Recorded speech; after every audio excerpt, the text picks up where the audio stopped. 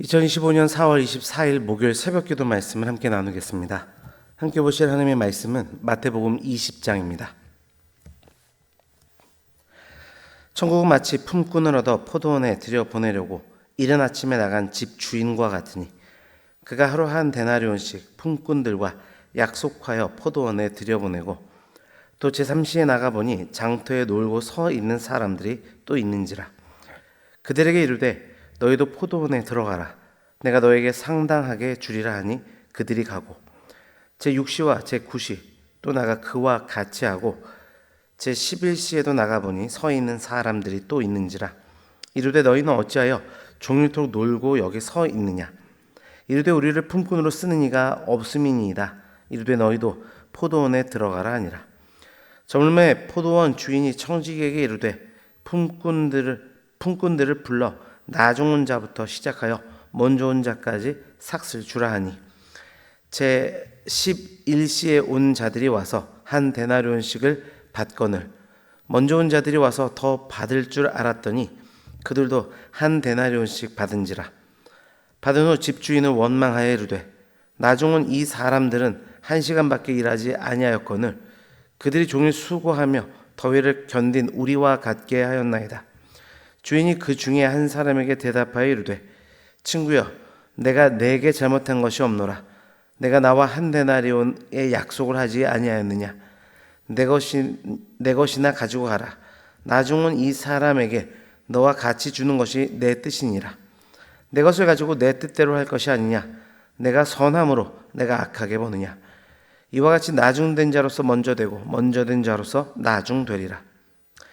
예수께서 예루살렘으로 올라가려 하실 때 12제자를 따로 데리시고 길에서 이르시되 보라, 우리가 예루살렘으로 올라가노니 인자가 대제사장들과 서기관들에게 넘어지매 그들이 죽이기로 결의하고 이방인들에게 넘겨주어 그를 조롱하며 채찍질하며 십자가에 못 박게 할 것이나 제3일에 살아나리라. 그때 세베대의 아들의 어머니가 그 아들들을 데리고 예수께 와서 절하며 무엇을 구하니 예수께서 이르시되 무엇을 원하느냐. 이르되 나의 이 두 아들을 주의 나라에서 하나는 주의 우편에 하나는 주의 좌편에 앉게 명하소서. 예수께서 대답하여 이르시되 너희는 너희가 구하는 것을 알지 못하는도다. 내가 마시려는 잔을 너희가 마실 수 있느냐. 그들이 말하되 할 수 있나이다. 이르시되 너희가 과연 내 잔을 마시려니와 내 좌우편에 앉는 것은 내가 주는 것이 아니라 내 아버지께서 누구를 위하여 예비하셨든지 그들이 얻을 것이니라. 열제자가 듣고 그 두 형제에 대하여 분이 여기거늘 예수께서 제자들을 불러다가 이르시되 이방인의 집권자들이 그들을 임의로 주관하고 그 고관들이 그들에게 권세를 부리는 줄을 너희가 알거니와 너희 중에는 그렇지 않아야 하나니 너희 중에 누구든지 크고자 하는 자는 너희를 섬기는 자가 되고 너희 중에 누구든지 으뜸이 되고자 하는 자는 너희의 종이 되어야 하리라.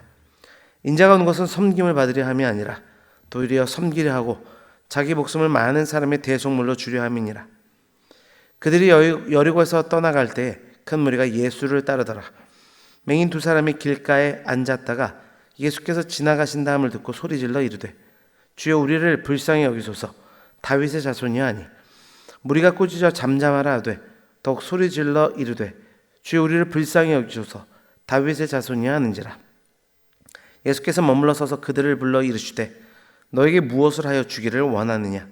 이르되 주여, 우리의 눈 뜨기를 원하나이다. 예수께서 불쌍히 여기사 그들의 눈을 만지시니 곧 보게 되어 그들이 예수를 따르니라. 아멘.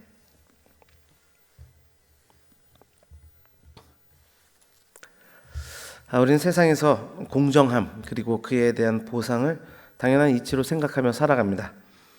열심히 일한 만큼 보상을 받아야 하고 오래 일한 자가 더 대접을 받는 것이 어찌 보면 세상의 당연한 이치입니다.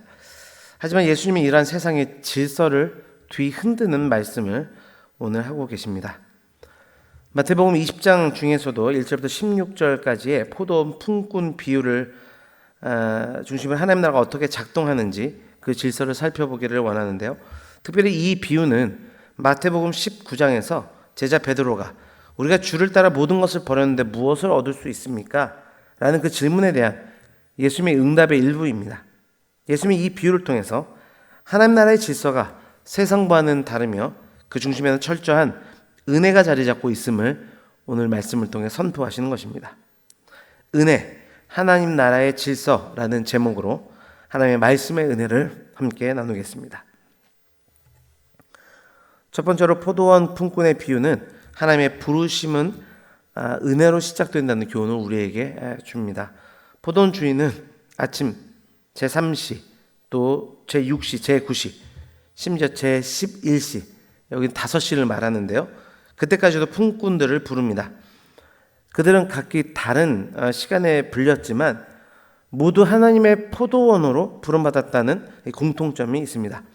특별히 6절에서 7절을 보면 제11시에도 나가 보니 서 있는 사람들이 또 있는지라 이르되 너희는 어찌하여 종일토록 놀고 여기 서 있느냐 이르되 우리를 품꾼으로 쓰는 이가 없음이니이다 이르되 너희도 포도원에 들어가라 하니라. 이렇게 말씀하고 있습니다. 마지막 품꾼들의 말과 그에 대한 주인의 그 부르심은 이것이 어떠한 필요에 의한 것보다는 긍휼에 근거하고 있는 액션인 것을 말씀 가운데 보여줍니다. 결국 이 비유는 하나님께서 누군가를 자신의 나라로 부르실 때 그들의 어떠함, 그들의 가능성, 그들의 재능, 그것을 염두한 것이 아니라 긍휼함을 근거로 부르신다는 그 놀라운 복음의 메시지가 담겨 있는 것입니다. 그렇게 우리는 자신의 자격이 아니라 하나님의 주권적 은혜로 부르심을 받는 자들입니다. 그렇기 때문에 우리는 그 부르심 자체를 감사함으로 받아야 할 줄 믿습니다. 말씀의 적용입니다. 하나님의 부르심을 은혜로 받아들이고 있습니까? 아니면 누군가와 비교하며 불평하고 있습니까? 하나님의 부르심은 그분의 긍휼하심에 근거한 것임을 우리가 기억해야 하겠습니다.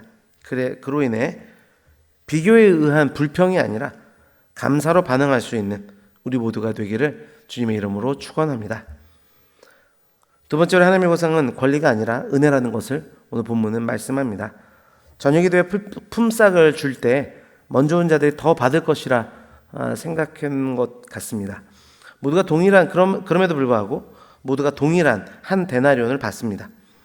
이런 주인의 결정에 대한 그들의 원망이 오늘 본문에 기록되어 있는데 그것은 인간의 공로주의가 하나님의 은혜를 이해하지 못할 때 어떤 반응이 나오게 되는지를 잘 보여줍니다. 그런 태도에 대해서 주인은 이렇게 이야기합니다. 13절과 14절입니다. 주인이 그 중에 한 사람에게 대답하여 이르되 친구야 내가 내게 잘못한 것이 없노라. 내가 나와 한 데나리온을 약속하지 아니하였느냐. 내 것이나 가지고 가라. 나중 오니 이 사람에게 너와 같이 주는 것이 내 뜻이니라. 이 말씀은 하나님의 보상이라고 하는 것이 우리에게 당연하게 주어져야 될 권리가 아니라 은혜로 주어진다는 것을 분명하게 우리에게 교훈합니다. 예수님이 이 말씀을 통해 우리 안에 공로의식, 또 자격의식, 비교의식을 깨뜨리고 계시는 것입니다. 하나님 나라는 나의 업적이 아니라 그분의 주권과 자비하심으로 운행되는 그런 나라입니다. 적용 질문입니다.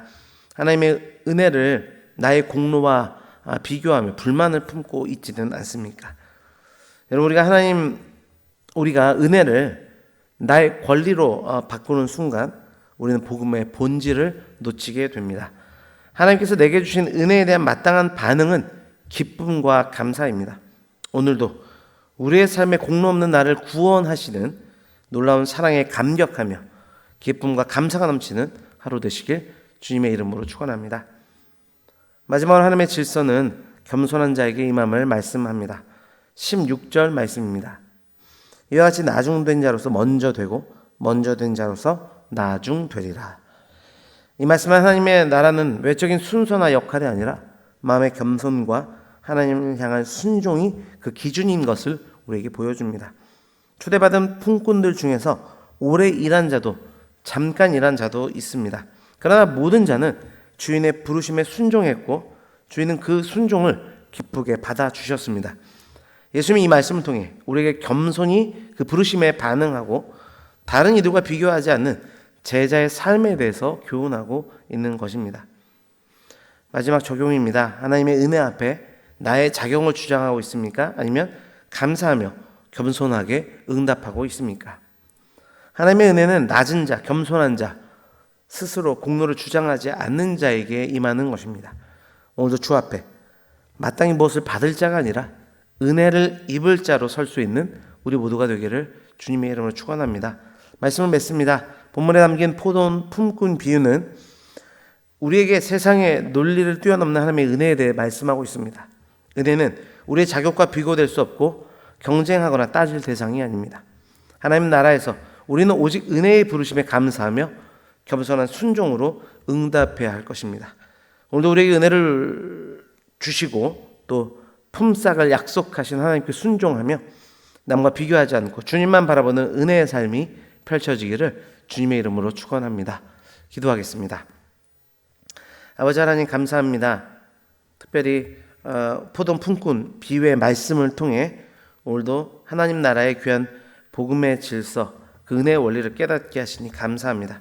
하나님의 부르심이 우리의 어떠한 가능성과 공로, 그 어떤 것도 이유가 되지 않았고 오직 하나님의 긍휼하심에서부터 시작된 은혜라는 것을 말씀 가운데 확인하게 하셨사오니 아버지 그 은혜를 기억하게 하여 주시어서 아버지 우리 부르심에 대한 어떤 비교의식과 다른 것들이 우리 안에 불평을 만들어내지 않도록 인도하시고 그 부르심 앞에 언제나 감사와 기쁨이 넘칠 수 있도록 도와주시기를 원합니다.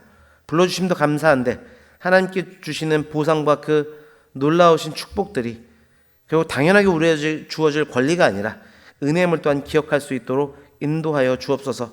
그래서 죄된 본성 안에 자리 잡고 있는 공로의식과 자격의식과 비교의식들을 깨뜨리게 하여 주시고 오로지 주의 주권과 그 자비하심 안에 순복하며 우리에게 베풀어진 은혜에 집중할 수 있는 그로 감사하며 기뻐하는 삶을 살아갈 수 있는 우리가 되도록 축복하여 주옵소서. 그러나 하나님 나라의 질서는 결국 겸손하게 하나님의 은혜를 받아들이고 하나님의 주권적 통치를 받아들인 자들에게 임한다는 사실을 확인하게 하셨사오니 언제나 겸손함으로 주의 뜻을 의지하며 살아갈 수 있는 우리 모두가 되도록 오늘 말씀을 통해 우리를 주장하여 주옵소서. 모든 것 감사드리며 예수 그리스도의 이름으로 기도드립니다. 아멘.